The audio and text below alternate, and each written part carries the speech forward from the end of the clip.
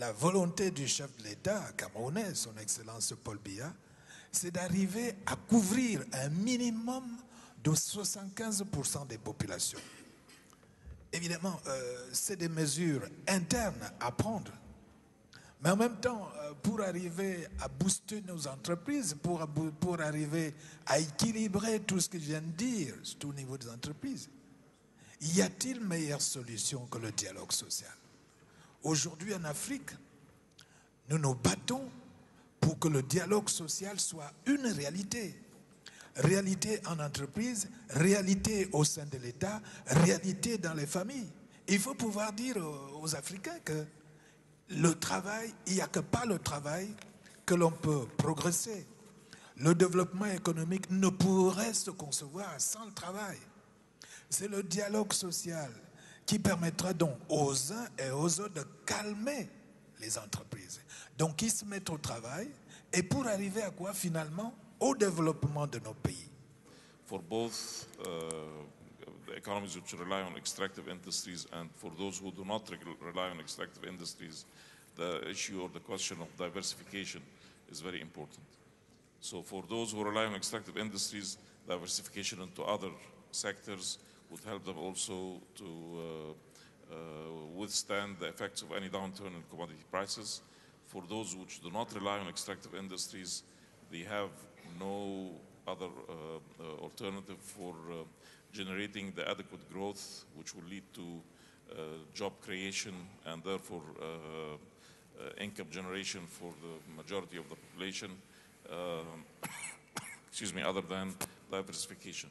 Now, diversification would entail focusing on other sectors. Of course, the most important and maybe the most obvious in Africa is agriculture, where Africa has a large area of arable land, yet its production or its contribution to global agriculture production is much less than the percentage of arable land to global arable area. India needs more than 10 million jobs every year. So the government policies and the policies have to be such which encourage employment and especially labor-intensive industries. And above all, India is a place, it is a very peculiar situation. We have large number of people seeking jobs. And we have large number of industries who are short of labor. And the reason is very simple, lack of training and skill development, lack of primary education. Even in my own case, I am running a factory which employs about 1,000 people in state of West Bengal. And all around me, I can see people who are unemployed. They are not trained. And on the other side, I find difficulty to get people to run my factory or the oil and gas drilling which I am doing. And I have to import people sometimes from Oman and sometimes from USA and sometimes from wherever. So what is needed is very large emphasis. And when I'm saying needed, I'm not talking of government. It is participation of the private enterprise and the government together. And last year our government and the private sector have come together and they have taken over many of the industrial training institutes jointly so that they can be imparted training skills which are needed by the industry.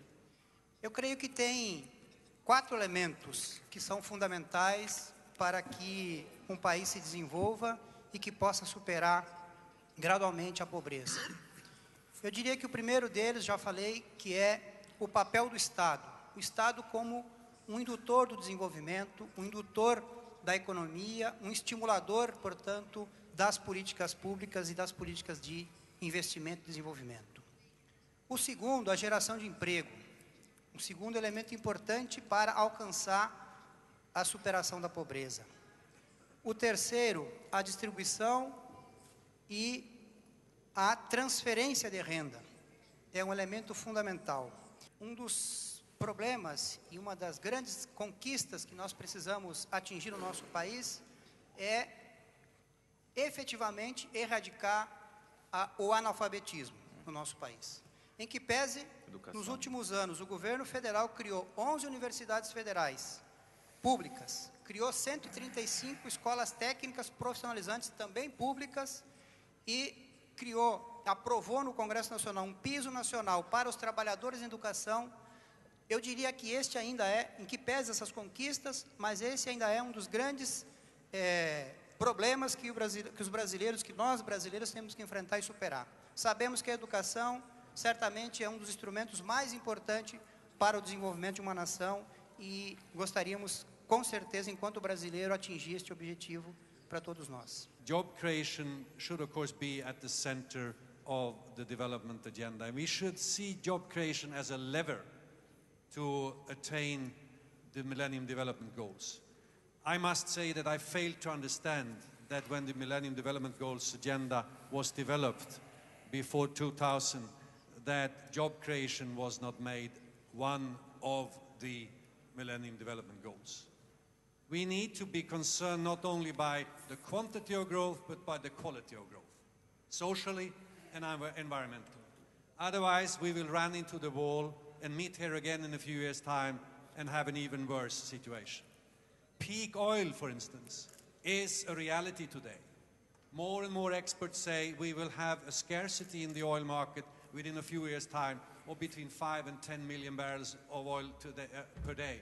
What do we do then? Prices will rise very, very, very rapidly. The poor will suffer, and the whole economy, transportation, agriculture, who depends so much on oil, will suffer. So we have to start look for new ways of addressing development and growth, and relying more on resources that are renewable, resources that are managed well. So we have to merge environmental, social, and economic objectives. And we need new indicators. We can no longer measure progress in society only by growth. We have to include social and environmental indicators. We have to go beyond GDP.